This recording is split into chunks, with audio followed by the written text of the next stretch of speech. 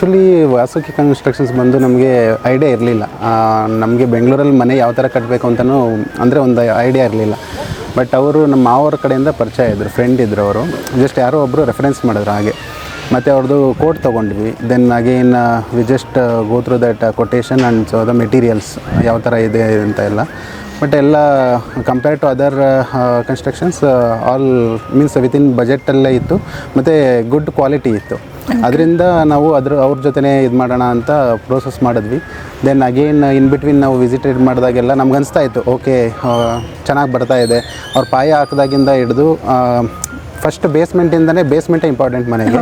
ಆವಾಗ ನೋಡಿದಾಗ ನಮಗೆ ಕಾನ್ಫಿಡೆನ್ಸ್ ಬಂತು, ಓಕೆ ವಾಸುಕಿ ನಾವು ಕರೆಕ್ಟ್ ಚೂಸ್ ಮಾಡಿದ್ದೀವಿ ಅಂತ ಅನಿಸ್ತು. ಅದಾದಮೇಲೆ ಹಾಗೆ ಕಂಟಿನ್ಯೂ ಮಾಡ್ತಾ ಹೋಗಿದ್ವಿ, ಕಾನ್ಫಿಡೆನ್ಸ್ ಬಂತು. ಹಾಗೆ ನಮ್ಮ ಬಾಮೈದನು ಬಂದು ಅವ್ರು ಫುಲ್ ಸೈಟಲ್ಲೇ ಮನೆ ಕಟ್ಟಬೇಕು ಅಂತ ಪ್ಲ್ಯಾನ್ ಇದ್ದಿದ್ದು. ಆ್ಯಕ್ಚುಲಿ ಆಫ್ ಸೈಟ್ ಇರೋದ್ರಿಂದ ನಮ್ಗೆ ಅದೇ ಕನ್ಸರ್ನ್ ಇತ್ತು, ಯಾವ ಥರ ಬರುತ್ತೆ ಏನು ಸ್ಪೇಸ್ ಎಲ್ಲ ಯಾವ ಥರ ಮೇಂಟೈನ್ ಮಾಡೋದು ಅದೆಲ್ಲ ಕನ್ಸರ್ನ್ ಇತ್ತು.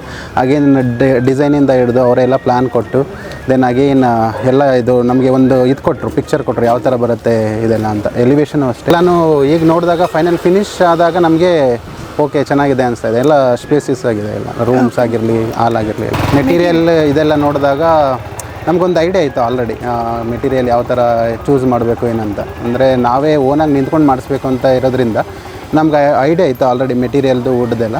ಫೈನಲಿ ಅವ್ರ ಕೊಟೇಶನ್ ನೋಡಿದಾಗ ಓಕೆ ನಮ್ಗೆ ಆ ಟೈಮ್ ಇರಲಿಲ್ಲ, ಯಾರು ನಿಂತ್ಕೊಂಡು ಮಾಡಿಸೋ ಟೈಮ್ ಇರಲಿಲ್ಲ. ಯಾಕೆಂದರೆ ಎಲ್ಲರೂ ಜಾಬ್ಗೆ ಹೋಗೋದಲ್ಲ, ಅದಕ್ಕೋಸ್ಕರ ಅವ್ರಿಗೆ ನಾವು ಬಿಟ್ಬಿಟ್ಟಿದ್ವಿ. ನಮ್ಮ ಮಾವವ್ರು ಬಂದು ಆಗಾಗ ಜಸ್ಟ್ ಮಾನಿಟ್ರ್ ಮಾಡ್ತಾಯಿದ್ರು. ಬಟ್ ಫೈನಲಿ ಮೀನ್ಸ್ ಒಳ್ಳೆ ಸೆಲೆಕ್ಷನ್ ಅಂತ ಅನಿಸ್ತಾ ಇದೆ.